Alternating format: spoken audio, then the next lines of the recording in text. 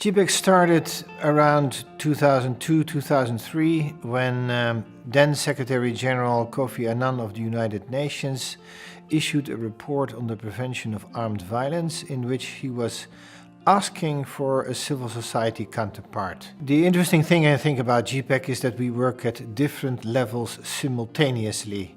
Most of our members are locally grounded. They are engaged with local communities, trying to overcome ethnic, religious differences, political differences sometimes, try to organize dialogue processes. But we also have the means to communicate that to governments, to regional organizations, and we work a lot, of course, with the United Nations.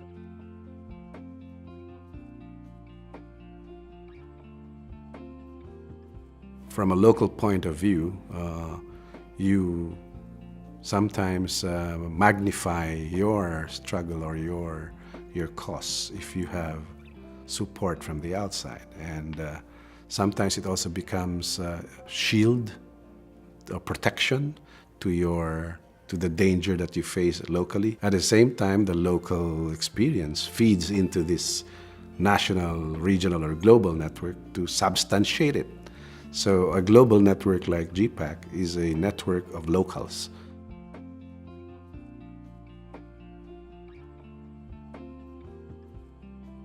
What happens in the Pacific region, it's relevant for us operating in the Western Balkans. Why? Because the lessons learned and shared might respond or might motivate us to do things differently within our context. And that's something that is really rare, and that's something that is added value of GPPAC. People, knowledge, experience, and bravery, motivating momentum.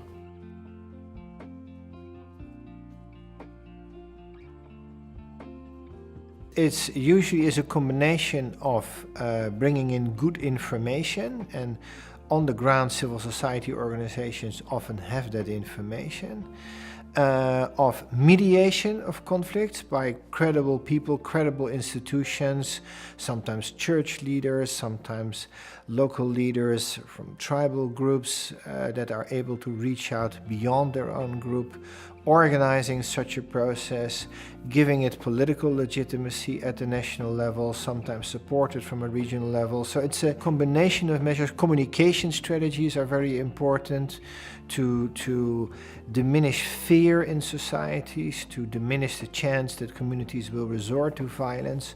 So it is really a package of measures that hopefully can promote prevention to happen.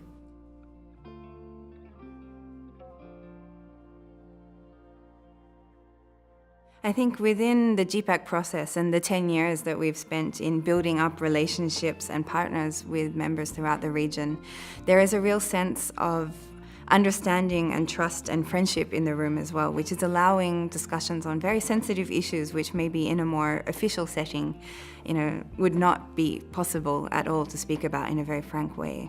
I think GPPAC also, being such a regional and global network, being able to bring together people from both the Koreas as well in an ongoing, sustained fashion so that they can meet again with the same members and know each other, and seeing these people being able to come together where in a normal political setting they are complete enemies, they're not even allowed to meet or be in the same room, but being able to be part of something that brings them together in a way that can be sustained, can continue conversations over time, over months, over years together, and find points of commonality as well in very tense situations where usually such commonalities are completely denied or even wiped off the table.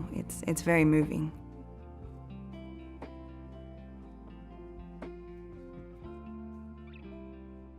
So through the network of GPPAC, NPA Africa reached out to some of our partners in Africa, including Accord based in South Africa and WANEP based in West Africa, to just come together and think and share ideas on how to address or to prepare the media, the CSOs, and all other actors for peaceful electoral process, to think rightly and come up with a strategy of continuously engaging with all other actors for the purpose of peaceful elections, particularly in their respective roles.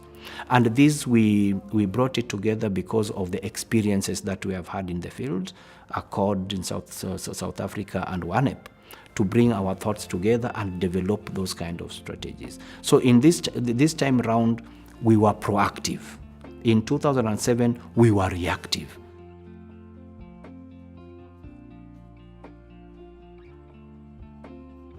If we start up introducing these methodologies, these values with the kids, in the kindergarten, in a primary schools, then, like school mediation, the way how one can mediate conflicts that came out as a result of, somebody did something to the other, and have the ownership over the conflict and mediating it with somebody who is a neutral third party, then there is a solid fundamental that the generation to come to be decision makers will have clear perspectives that conflict might be solved not necessarily violently, but peacefully.